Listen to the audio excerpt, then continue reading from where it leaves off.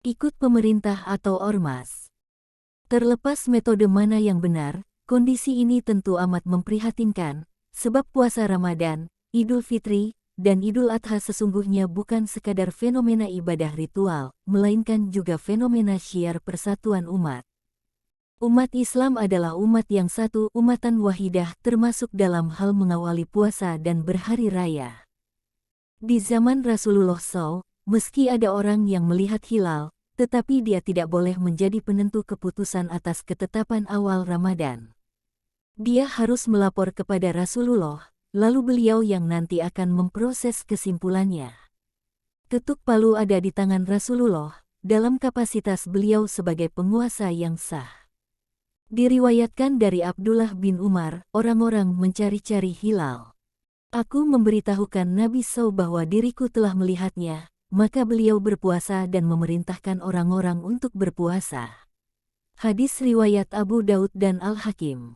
Dalam riwayat lain disebutkan bahwa seorang Arab Badui datang kepada Nabi SAW dan melapor, aku telah melihat hilal.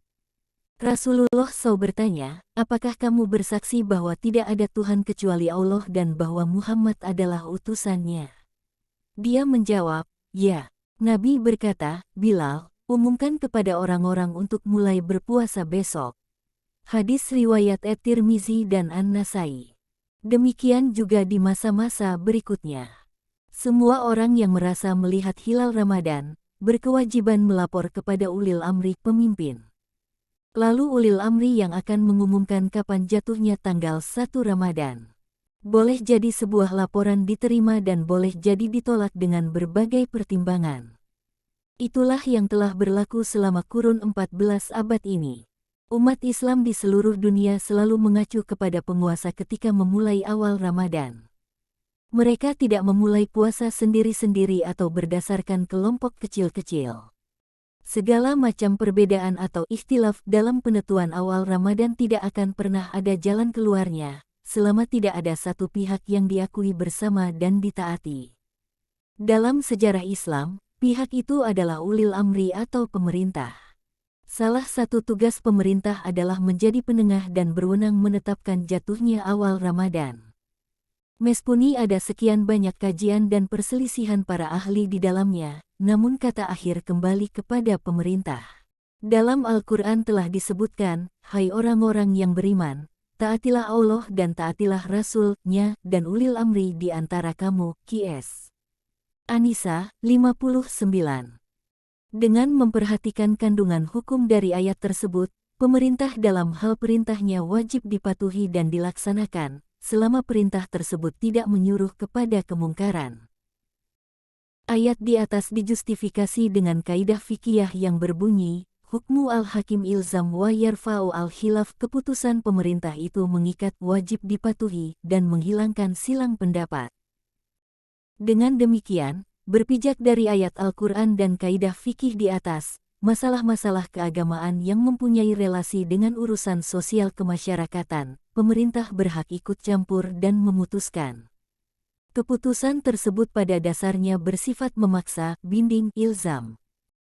Usaha pemerintah untuk menciptakan maslahah ini memiliki relevansi dengan metode siasah syariah, yaitu kebijakan penguasa ulil amr yang menerapkan peraturan yang bermanfaat bagi rakyat dan tidak bertentangan dengan syariat.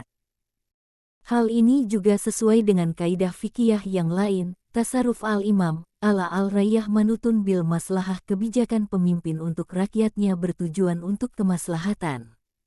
Lagi pula dalam metode pengambilan keputusan, Menteri Agama tidak serta-merta menetapkan sesuai dengan kehendaknya. Akan tetapi melalui musyawarah dengan peserta rapat dengan mempertimbangkan saran atau masukan dari peserta sebelumnya. Kemudian pemerintah menyimpulkan dari hasil musyawarah dan menawarkan kembali kepada peserta sidang. Jika semua peserta satu pendapat tidak ada perbedaan, maka pemerintah menetapkan sebagaimana hasil musyawarah tersebut. Namun jika terjadi perbedaan pendapat, maka suara mayoritas adalah suara yang dipertimbangkan untuk diambil pendapatnya guna dijadikan sebuah ketetapan. Oleh sebab itu, keputusan pemerintah dalam penetapan awal bulan Qomariyah memberikan manfaat berupa kejelasan terhadap permasalahan penetapan awal bulan Qomariyah. Selanjutnya dalam keputusan pemerintah tersebut juga membawa kemaslahatan berupa persatuan dan kesatuan umat. Dengan mengikuti ketetapan pemerintah, maka tidak akan ada lagi perbedaan penetapan awal bulan.